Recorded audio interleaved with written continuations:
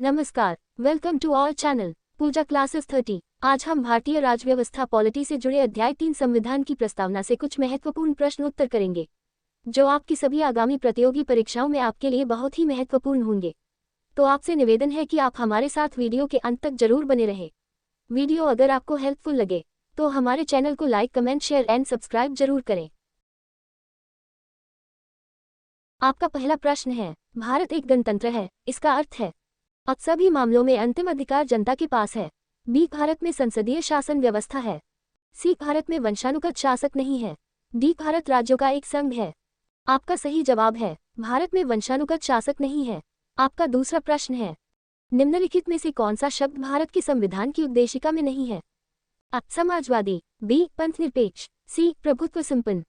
D, लोक कल्याण। आपका सही जवाब है, लोक कल्याण। आपका तीसरा प्रश्न है, कल्याणकारी राज्य का उद्देश्य है? अ, अधिकतम संख्या का अधिकतम कल्याण सुनिश्चित करना। बी, कमजोर वर्गों के कल्याण का प्रबंध करना। सी, सभी नागरिकों को स्वास्थ्य सुविधाएं प्रदान करना। डी, उपर्युक्त में कोई नहीं। आपका सही जवाब है, कमजोर वर्गों के कल्याण का प्रबंध करना।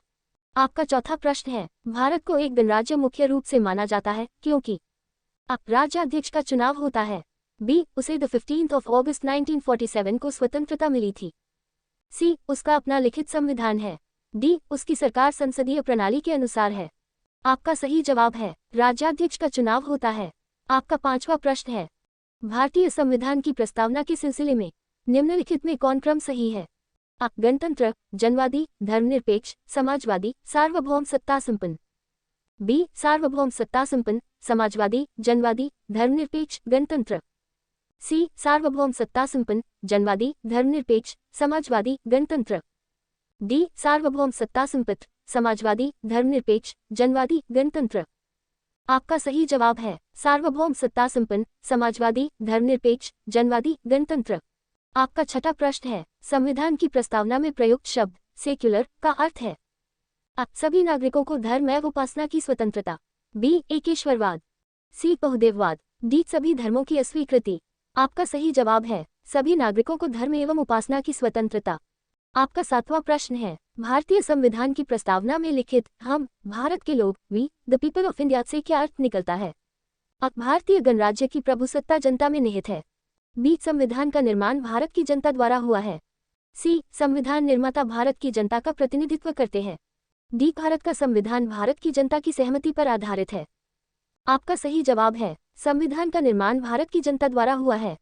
आपका आठवां प्रश्न है, समाजवाद का अर्थ है? अ, सामाजिक नियंत्रण। बी, राष्ट्रीयकरण। सी, सामाजिक न्याय। डी, सामाजिक स्पर्धा। आपका सही जवाब है, सामाजिक न्याय। आपका नवां प्रश्न है, 42वें संविधान संशोधन द्वारा प्रस्तावना में निम्नलिखित में से कौन सा शब्द जोड़ा गया? अ, लोकतांत्रिक। बी, न्याय। सी, समाजवाद। डी, राजनीतिक। आपका सही जवाब है, समाजवाद। आपका 10वां प्रश्न है, भारतीय संविधान की आत्मा किसे कहा जाता है? अ, प्रस्तावना। बी, मूलाधिकार। सी, नीति निर्देशक तत्व। डी, उपर्युक्त सभी। आपका सही जवाब है, प्रस्तावना। आपका 11वां प्रश्न है, भारत में लौकिक सार्वभौमिकता है क्योंकि संविधान की प्रस्तावना प्रारंभ होती है? अ, हम भारत के लोग शब्दों से। बी, जनता के जनतंत्र शब्दों से। सी, जनता के लोकतंत्र शब्दों से। डी, प्रजातंत्रीय भारत शब्दों से। आपका सही जवाब है, हम भारत के लोग शब्दों से। आपका 12वां प्रश्न है, भारतीय संविधान की प्रस्तावना पर किस क्रांति का प्रभाव नहीं झलकता है? अ, फ्रांसीसी क्रांति 1789। बी, अमेरिकी क्रांति 1776। सी, बोल्शेविक क्रांति 1917। डी, चीन की क्रांति 1912। आपका सही जवाब है, चीन की क्रांति 1912।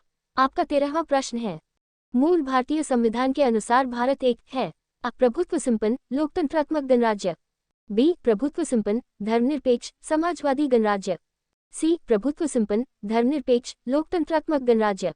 डी, प्रभुत्व संपन्न, समाजवादी, लोकतंत्रात्मक गणराज्य।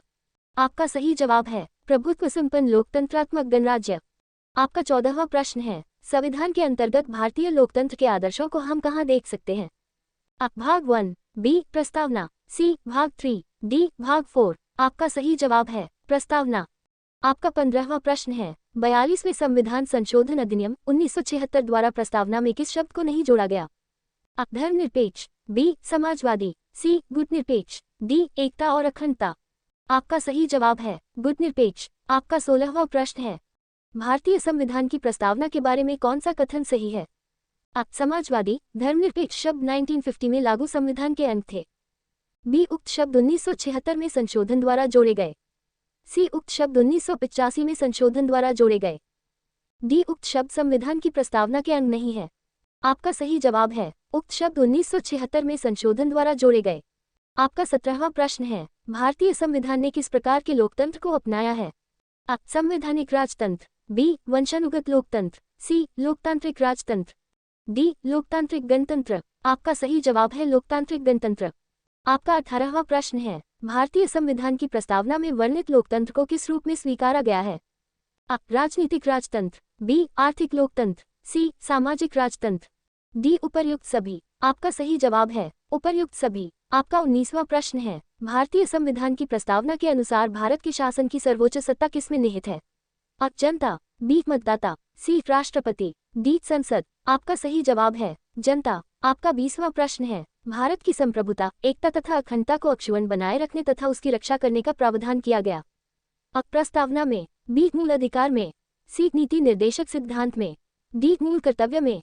आपका सही जवाब है प्रस्तावना में। Thanks for watching Pooja classes 30। Please like, comment, share and subscribe.